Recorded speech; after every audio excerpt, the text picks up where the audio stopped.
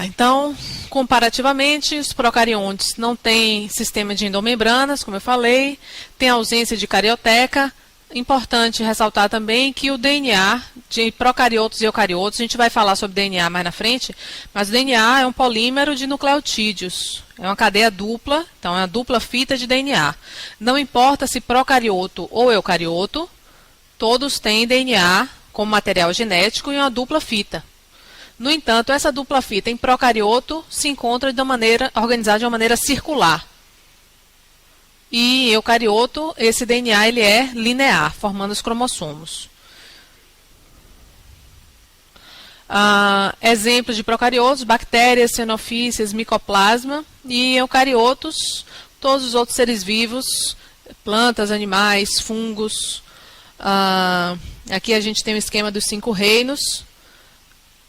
Tanto planta quanto animais, fungos, todos eles fazem parte, são compostos por organismos eucariontes, que tem essa diferença. Que é um procarioto.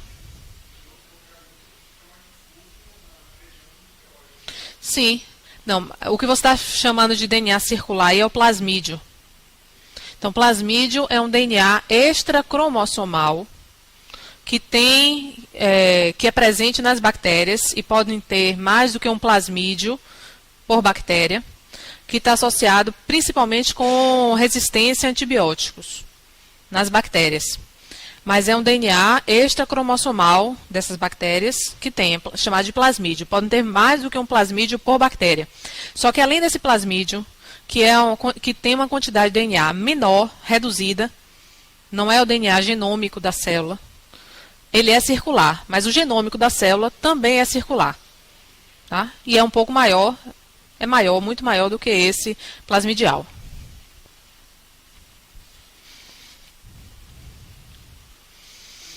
Então, aqui mostrando 2 células eucarióticas e uma célula procariótica. Dá para ver bem a diferença com a presença de organelas envolvidas por membranas.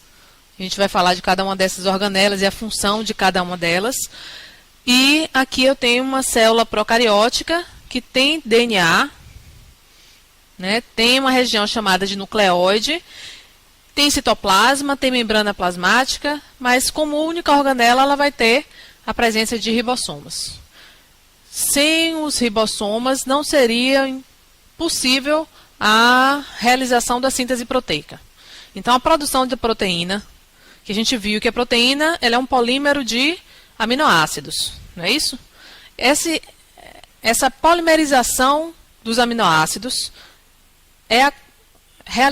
acontece de fato aqui nesses ribossomos, que podem estar livres. Aqui no caso dos procarióticos, sempre os ribossomos estão livres no citoplasma.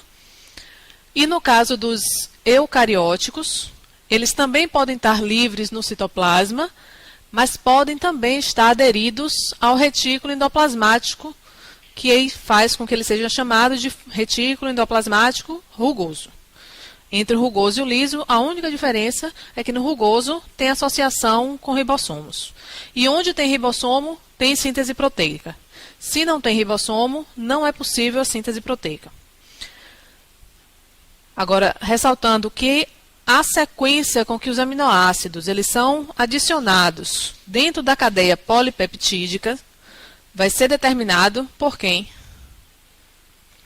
Pela informação que está aqui contida no DNA.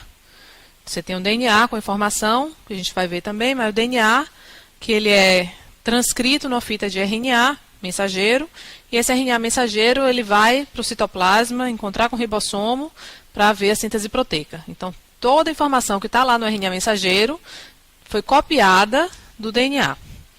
Então, o DNA é o centro da informação. É lá que contém toda a informação genética. Entre as células animais e vegetais, a grande diferença é que nas células vegetais a gente vai ter a presença de uma parede celular, que confere uma resistência maior a essa célula, inclusive a lise osmótica. Se a gente pegar uma célula animal e colocar numa solução hipoosmótica, o que é que vai acontecer com essa célula? O que é uma solução hipoosmótica?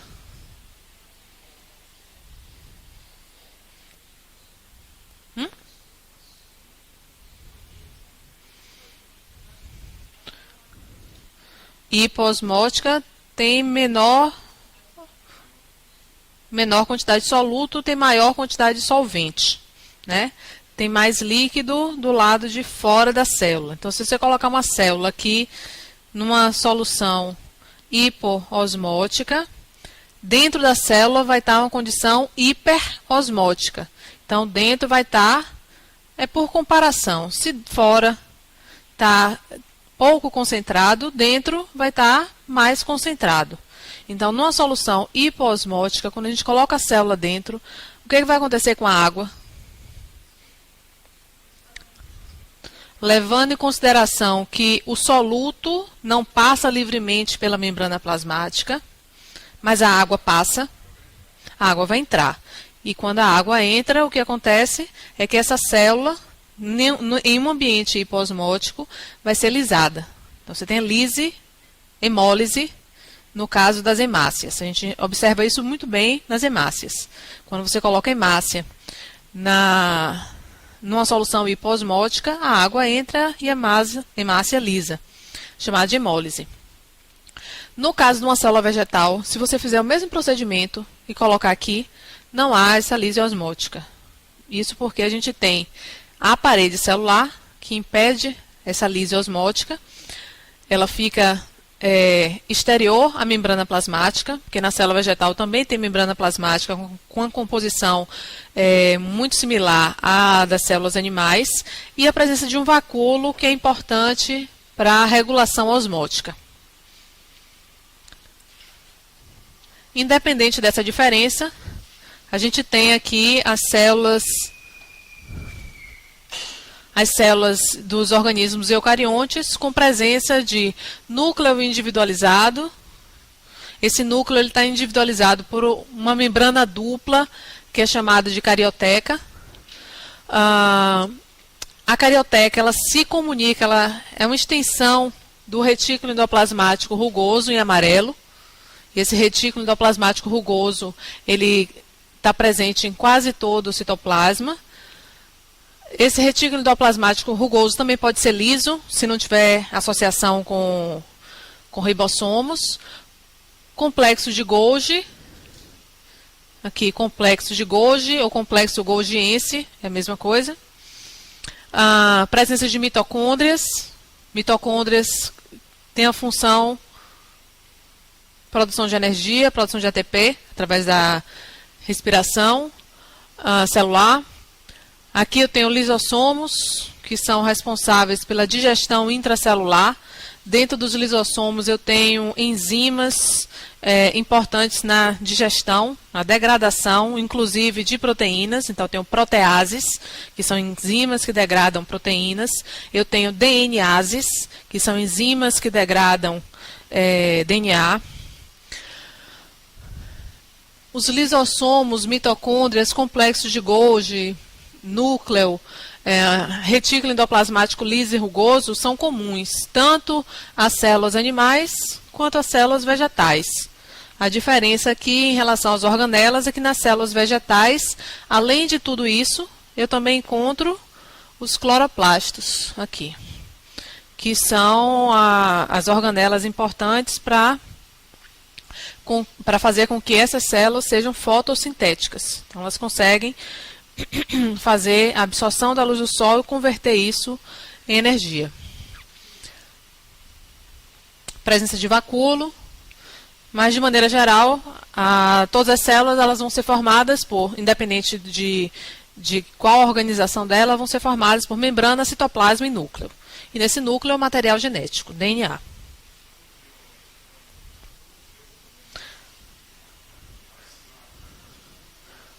Nucleolo, sim. Então, na região do núcleo, né, dentro do núcleo, aqui eu tenho citoplasma. Aqui dentro do núcleo eu tenho nucleoplasma. E dentro do nucleoplasma eu tenho o DNA inserido aí dentro.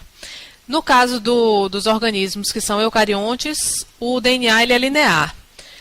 Cada espécie tem um número de cromossomos específico. No caso da nossa espécie, qual o número de cromossomos que a gente tem no núcleo de cada célula?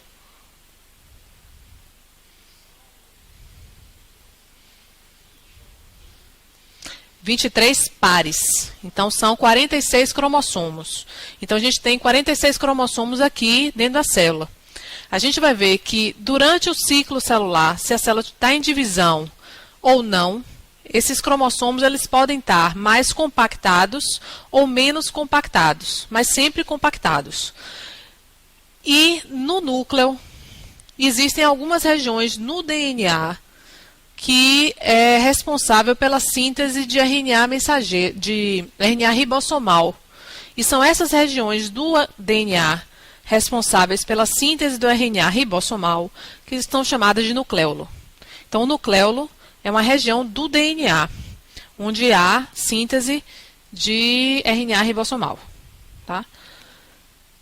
E como a gente sempre tem ribossomos, eles são muito importantes, a gente está sempre sintetizando RNA ribossomal.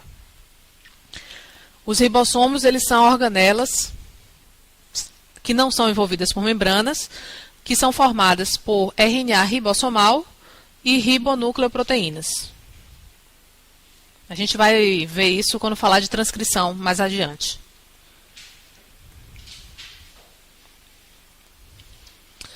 Então, toda célula vai ser formada por membrana, citoplasma e núcleo, independente de eucarionte ou procarionte. Em relação à comparação entre os dois, tamanho, as células procarióticas são menores do que as eucarióticas. A gente vai ver algumas estruturas que eucariótica tem e que procariótica não tem, mas isso não faz com que as células procarióticas sejam células menos evoluídas. Sejam células menos produtivas, digamos assim. São formas de evolução diferentes, onde enquanto as células eucarióticas houve uma preocupação, digamos assim, por primar pela complexidade. E aí a gente tem organismos que são mais complexos, organismos que são maiores, que têm vias metabólicas mais elaboradas. Os organismos procarióticos são mais simples, mas eles primam pela simplicidade e continuam ao longo desses anos todos, esses bilhões de anos aqui na Terra, mesmo sendo seres muito simples.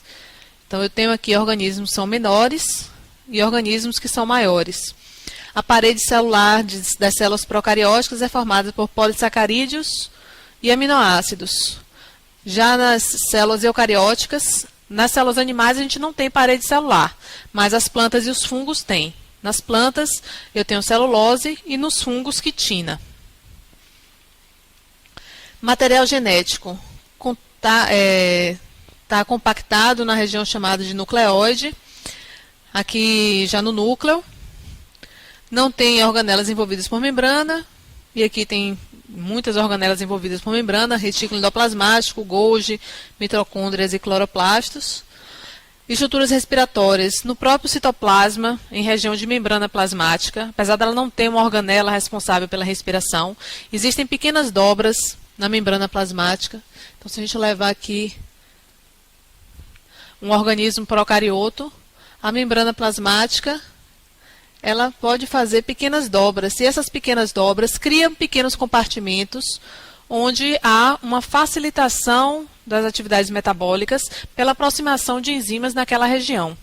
Então, existem essas estruturas na membrana plasmática que são responsáveis pela respiração, pela fotossíntese também, no caso dos procarióticos. E os flagelos são simples no caso dos procarióticos e nos eucarióticos eles estão envolvidos por membrana plasmática. Mas, apesar de terem diferenças entre si, carregam muitas semelhanças. E as principais semelhanças são a presença da membrana plasmática com a mesma composição em relação a fosfolipídios e proteína. É uma bicamada de fosfolipídios. Tem a presença de citoplasma e um DNA que pode estar compartimentalizado ou não. Bem, então falamos de membrana, membrana. Essa membrana plasmática ela é formada, existiram, antes até da gente saber como essa membrana é hoje em dia, atualmente, existiram diversos modelos de membrana plasmática, né, que supunham como essa organização acontecia. Hoje a gente já sabe que a membrana plasmática é formada por uma bicamada de fosfolipídios, onde no centro eu vou ter aqui a região anfipática das cadeias, dos fosfolipídios de membrana, e na região tanto externa quanto na região interna, voltada para o citoplasma, eu tenho as caudas que são regiões hidrofílicas, e aqui no meio hidrofóbica, onde essa bicamada de fosfolipídios tem a inserção de proteínas. Então, eu tenho aqui, por exemplo, uma proteína e aqui outra proteína. As proteínas elas podem ser proteínas integrais ou proteínas periféricas. Essas duas aqui são exemplos de proteínas integrais, que elas estão no meio da bicamada lipídica. As proteínas periféricas são aquelas que estão ou associadas com fosfolipídios de um lado ou de outro, em geral do lado interno da membrana plasmática. Muitas das proteínas a gente falou que tem uma função de transporte. Então, aqui são proteínas canais, essas duas, que formam um canal por onde alguma substância, provavelmente um íon, passe. A membrana plasmática ela tem essa capacidade, essa característica de ser permeável seletivamente. Então, existe uma permeabilidade seletiva na membrana plasmática, que é importantíssima, é bem característica. A permeabilidade seletiva é porque ela é inerente da membrana e ela ressalta que nem todas as substâncias elas passam livremente através da membrana. O que vai passar e o que não vai passar vai ser determinado pelas características das moléculas. Então, por exemplo, molécula muito grande, a glicose. É uma molécula grande, é um carboidrato, apesar de ser o mais simples dos carboidratos, é uma molécula grande. Então, molécula grande não passa através da membrana. Não passa, livremente. Então, tem que existir um transporte através de proteína, de membrana, que permita a passagem dessa glicose. E aí, no caso da glicose, a gente tem os glúteos. GLUT1, GLUT2, que são os transportadores de glicose. Existe, no caso da diabetes, por exemplo, indivíduos que não produzem insulina. Se não produz insulina, não consegue ativar esse canal de glicose e, com isso, a glicose que está do lado de fora da célula não consegue entrar. O que acontece com a glicemia desse paciente? Que é a quantidade de glicose no sangue sobe bastante, então fica hiperglicêmico. Então, indivíduos que têm diabetes, pode ser ou por não produção de insulina, déficit, ou pode ser também por resistência à insulina. Ele produz, mas a insulina não tem efeito. De qualquer maneira, a glicose, como molécula grande, não passa livremente, ela precisa de um transportador. Moléculas que são carregadas eletricamente também não passam. Então, íons, sejam eles cátions ou ânions, não passam através da membrana. Não passam, só irão passar por transporte facilitado, principalmente por proteínas canais. Além disso, a gente falou nesse instante da água passar livremente através da membrana. Se achou por muito tempo que esse transporte era livre de fato. Hoje a gente sabe que não é um transporte completamente livre, é através de proteínas de transporte também, que são chamadas de aquaporinas. Então, as aquaporinas são proteínas que formam poros na membrana plasmática, por onde a água consegue passar livremente, mas através dessas aquaporinas, é um transporte facilitado. A membrana plasmática tem também como característica permitir essa integridade da célula. Então, uma das principais formas de você matar essa célula é destruir a membrana plasmática. Se você romper a membrana plasmática, você perde a integridade dela e, com isso, a célula morre, porque aquele conteúdo intracelular vai ser extravasado. Quando bactérias, ou quando os vírus, a gente falou de vírus nesse instante, então, quando o vírus ele entra numa célula hospedeira, alguns vírus, eles têm um ciclo lítico, ciclo lisogênico, ou seja, ele pode proliferar, né, multiplicar dentro da célula e lisar a célula.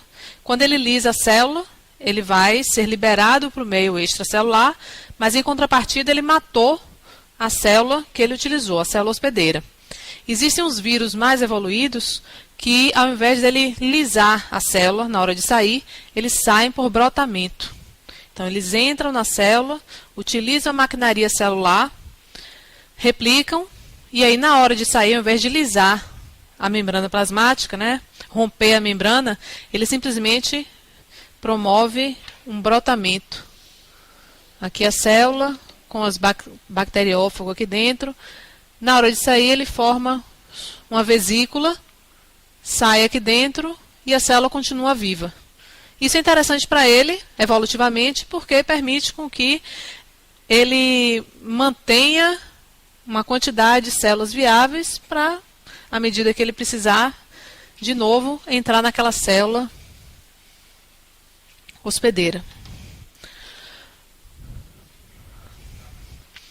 Glicocálice vai estar presente nas células animais. Então, na membrana plasmática, se a gente olhar aqui, na membrana plasmática das células animais, eu tenho presença de proteínas associadas, tanto a lipídio quanto associada com as proteínas. Então, eu tenho as glicoproteínas aqui, e aqui não mostra, mas os glicolipídios também. Glicoproteínas e glicolipídios, eles formam uma estrutura para fora da membrana plasmática, né? Entre a membrana plasmática e o meio extracelular, que é chamado de glicocálice, que é importante na sinalização e reconhecimento, como a gente falou, mas só está presente nas células animais, nas vegetais não. E atuação como interface entre o citoplasma e o meio externo. Então, aquilo que está aqui do lado de fora vai entrar ou não vai entrar, vai sinalizar essa célula ou não vai, mas tudo baseado na membrana plasmática que está presente, compartimentalizando essa célula. Aqui mostrando também nessa imagem a presença do colesterol. Colesterol, ele vai estar presente nas células animais. Então, quando a gente fala assim que esse óleo vegetal é livre de colesterol, óbvio que é livre de colesterol. Nenhum óleo vegetal tem colesterol, porque o colesterol ele é próprio das células animais e não de vegetais. Propaganda enganosa. Então, aqui mostrando em vermelho os fosfolipídios de membrana e em verde as proteínas. Essas duas aqui são proteínas integrais de membrana. O que é que vocês acham que a gente poderia remover mais facilmente? Proteínas integrais ou periféricas? Periféricas, muito mais facilmente, elas são removidas da membrana do que as integrais. Então, a base universal da estrutura das membranas é que elas são compostas, independente de que célula a gente esteja falando, elas são compostas de lipídios e de proteínas. E aqui mostrando a citoplasma e essa estrutura aqui, que é a membrana plasmática. No núcleo, a gente tem toda a informação genética da célula. Ela vai direcionar a maioria das atividades celulares.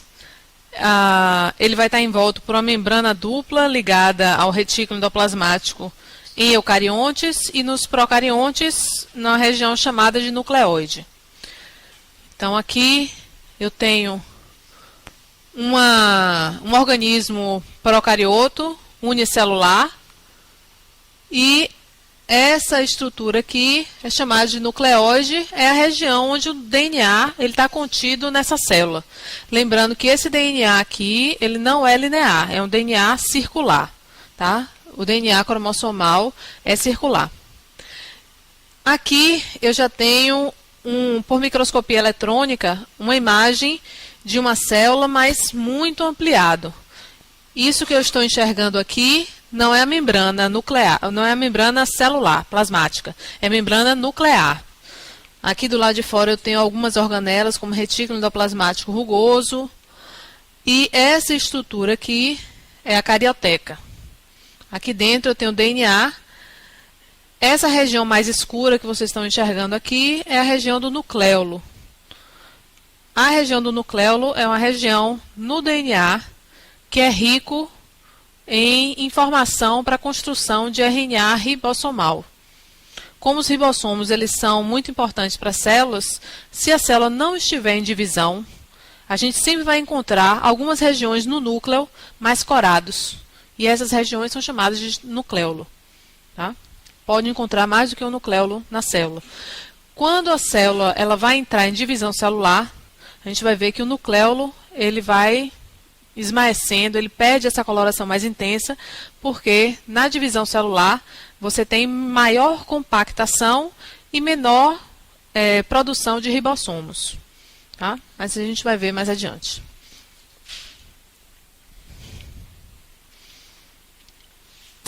O citoplasma, que vai estar presente em todas as células. É aqui esse gel fluido, onde vão estar inseridos aí as organelas citoplasmáticas, no caso dos eucariotos, ou no caso dos procariotos, o DNA, que fica aí imerso. E a célula eucariótica, que vai ter diversas organelas, que a gente vai falar sobre cada uma delas. A primeira seria o retículo endoplasmático, também chamado de ergastoplasma. O retículo endoplasmático nessa imagem dá para ver que ele é uma continuação da carioteca. Então você tem aqui a carioteca, que é uma membrana que é formada por uma membrana dupla também. Assim como a membrana plasmática é formada por membrana dupla, a carioteca também é formada por membrana dupla. E existem alguns pontos que são chamados de poros nucleares, que permitem a passagem de algumas substâncias do núcleo para o citoplasma, como também de maneira controlada do citoplasma para o núcleo. E aqui o retículo endoplasmático, que é essa rede, pode ser rugoso ou liso, que a gente já viu. O rugoso é aquele que está relacionado com síntese proteica, porque tem associação com ribossomos. E esses ribossomos eles não ficam eternamente aqui. Então, esse ribossomo que está aqui, ele está aqui nessa célula e vai ficar para sempre aí. Não. A síntese proteica, como está descrito aqui, ela se inicia sempre em ribossomos que estão livres no citoplasma. Então, aqui na célula, no citoplasma, eu tenho ribossomos que estão livres. E esses ribossomos eles são formados por duas subunidades, maior e menor, e que estão dissociados. Eles estão desmontados, digamos assim, no citoplasma. Quando a síntese proteica ela vai se iniciar, o RNA mensageiro se liga à subunidade menor, se liga à subunidade maior, no citoplasma. E aí, no citoplasma, dependendo da sequência do RNA mensageiro, ele pode ir se posicionar associado ao retículo endoplasmático ou não. Se ele for para o retículo endoplasmático, a síntese proteica se inicia e a produção da proteína acontece dentro do retículo endoplasmático rugoso. Se acontecer livre no citoplasma, aí há formação de proteínas que estão no citoplasma diretamente. Isso vai depender da informação que está contido no RNA mensageiro, que por sua vez veio da informação que estava contido lá no DNA. O retículo endoplasmático liso está associado mais com o metabolismo de lipídios, tanto que nas células hepáticas, nas células musculares e nas células que secretam hormônios esteroidais, existe uma quantidade muito maior de retículo endoplasmático liso do que de rugoso. Eudes. Então, Eudes, você tem razão. O ergastoplasma, que você estava falando, está relacionado ao retículo endoplasmático rugoso, é uma nomenclatura mais antiga, mas quando falar em ergastoplasma, não compreende o liso também não, é somente o rugoso. Okay. Então, aqui eu tenho a região da mitocôndria e aqui o citoplasma, rico em retículo endoplasmático, tanto o rugoso, com associação com essas bolinhas pretas aqui que são os ribossomas, quanto o retículo liso.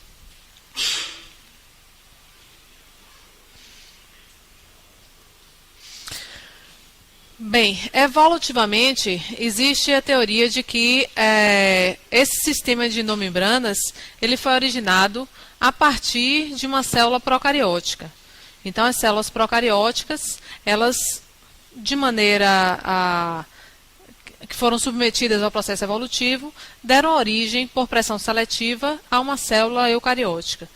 A gente vai ver a teoria de Lis-Margulis, mas em relação à formação do núcleo do retículo endoplasmático, aqui eu tenho em A uma célula que é chamada de célula procariótica nua, uma célula que não tem núcleo, que não tem núcleo individualizado, né, corrigindo, tem material genético, mas aqui disperso no citoplasma, e que durante o processo evolutivo, bilhões de anos se passaram, e essa célula ela começou a criar invaginações sobre si. E essas invaginações elas foram crescendo e dando origem a compartimentos. E quanto mais compartimentalizado, maior seria a eficácia das reações químicas que aconteciam aqui dentro. Então, a partir de uma célula procariótica, se originou uma célula eucariótica com um sistema de endomembranas. Agora, lembrando que essa célula eucariótica, ela, durante o processo evolutivo, surgiu a partir de uma célula procariótica, mas a célula procariótica ainda hoje se mantém viva e ainda hoje se mantém viável.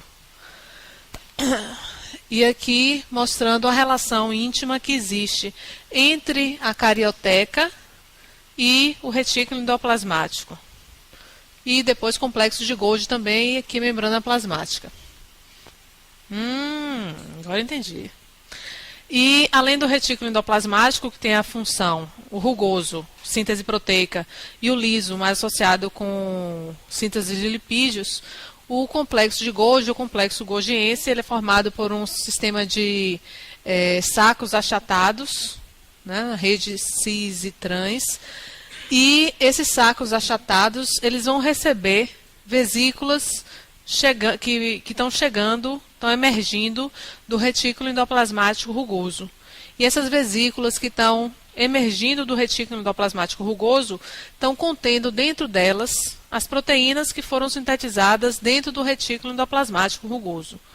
E essas proteínas, elas coalescem, elas se ligam aqui a essa rede do complexo de Golgi, abre para dentro do complexo de Golgi e o que estava dentro da vesícula vai para dentro do complexo de Golgi. E aqui dentro existem algumas modificações, glicosilação de proteínas, modificações outras e empacotamento dessas proteínas. As proteínas que vão para cá, para dentro do complexo de Golgi, em geral são proteínas que vão ser secretadas. Então, elas vão ser armazenadas em vesículas que vão ser secretadas para o meio extracelular. Então, por exemplo, os anticorpos, eles são produzidos no retículo endoplasmático rugoso, passam para o Golgi e depois são secretados. Então, todas as proteínas que são secretadas, ou seja, liberadas para fora da célula, elas vão ser produzidas no retículo endoplasmático rugoso, passam em seguida para o Golgi, e depois são liberadas, são secretadas através da membrana plasmática. Outras proteínas que vão ser utilizadas pela própria célula, em geral, são produzidas em ribossomos livres no citoplasma. Aquelas que vão para serem exportadas e aquelas que vão para lisossomos, os lisossomos, e aquelas que vão ser formadoras da membrana plasmática. Essas proteínas é que são sintetizadas dentro do retículo endoplasmático rugoso e que depois passam para o Golgi e vai ser secretada, vai ser enviada para o lisossomo ou fica na membrana plasmática. Todas as outras proteínas são sintetizadas em ribossomos livres no próprio citoplasma. Então, aqui mostrando a vesícula. A vesícula ela tem a mesma composição da bicamada lipídica. Lembrando que o complexo de Golgi, lembrando que o retículo endoplasmático são organelas formadas por dupla membrana, né? Dupla membrana não, por uma bicamada lipídica. Então, essa bicamada lipídica tem a mesma composição da membrana plasmática. Se eu encostar uma vesícula na bicamada lipídica da membrana plasmática, elas coalescem, elas se ligam e o conteúdo ele é extravasado, ele sai para o meio extracelular. Isso acontece de uma vesícula para a membrana plasmática para secretar alguma substância, como acontece no próprio retículo endoplasmático para a vesícula de Golgi.